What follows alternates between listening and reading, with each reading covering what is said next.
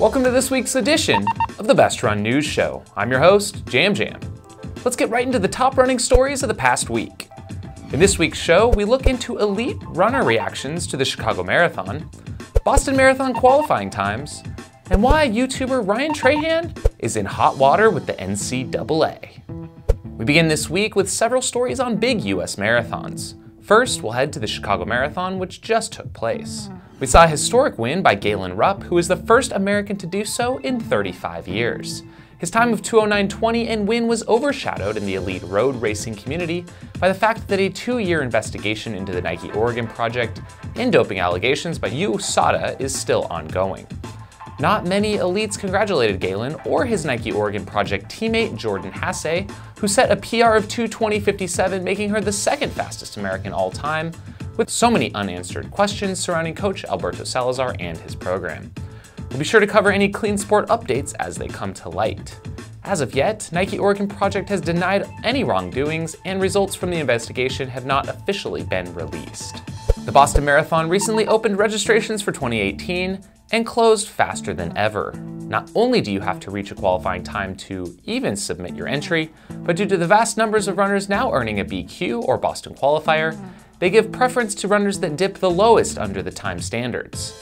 Last year, runners had to be on average 2 minutes 9 seconds under the BQ to register, while this year it dropped to 3 minutes and 23 seconds under.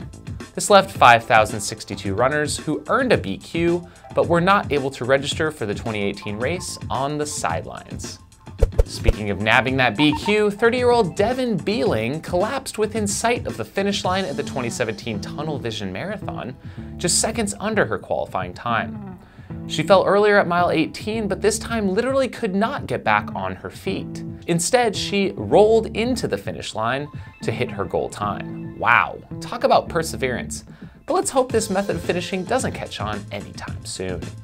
Our boy Meb, at age 42, is prepping for his final marathon as a professional distance runner. He'll be capping off his illustrious career back where it started, with him at the New York City Marathon this November. He ran his first there back in 2002, winning it in 2009.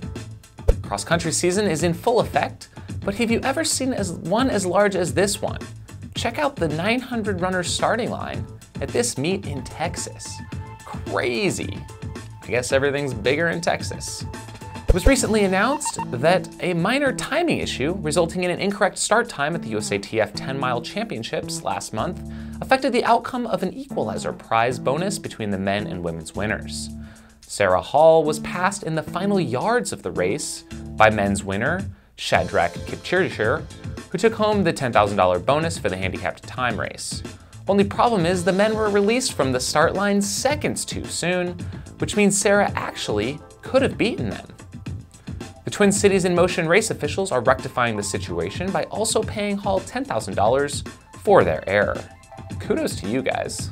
We have an update on the hashtag Box Challenge 2017, which we reported on previously, to see who can carry the most number of shoeboxes across the showroom floor of a specialty run shop.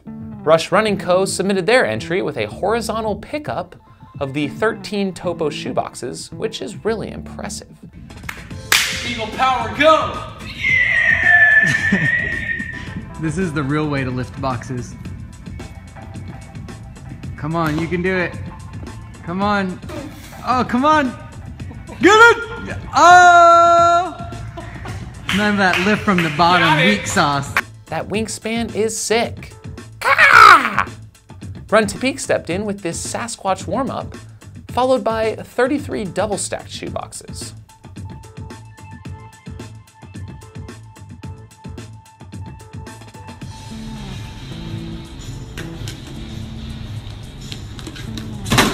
Naperville Running just absolutely killed it with this 25 shoebox stack.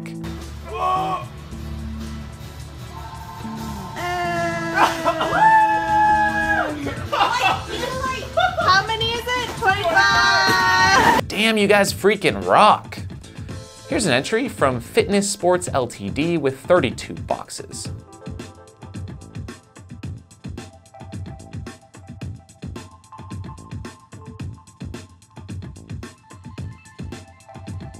But wait a minute, not sure that double cross-stacking is actually legal.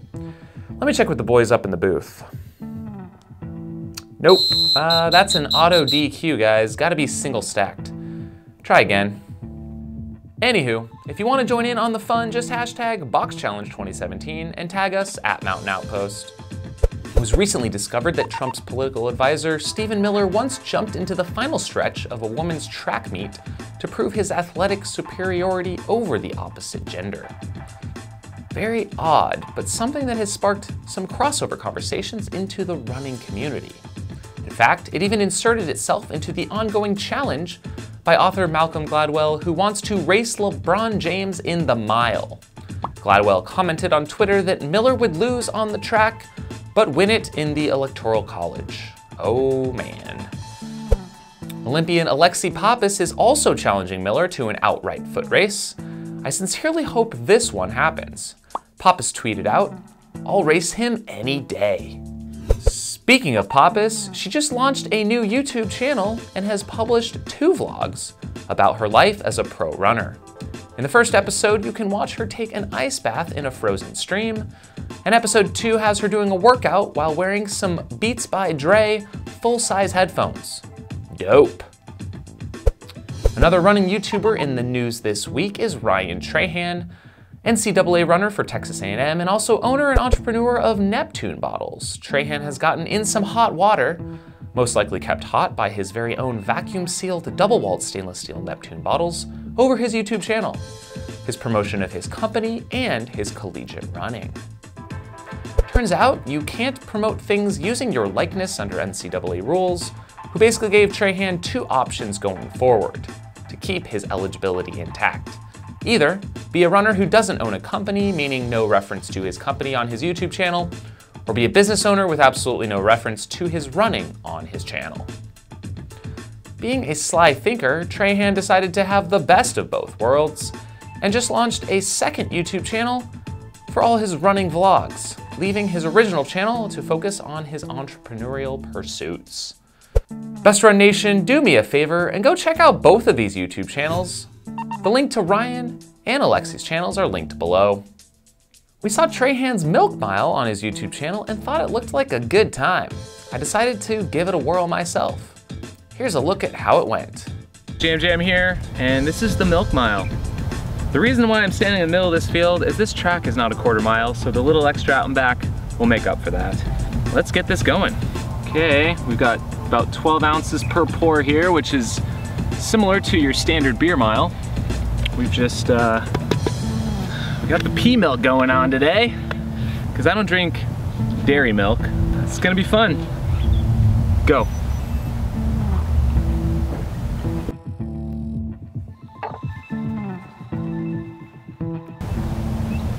First one's down the hatch. I think I was going 450 pace before I made it there. Okay, number 2.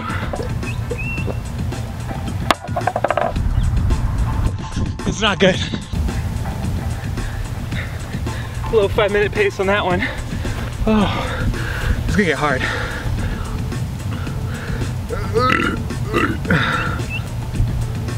Okay, number 3's down. Should do track work more often.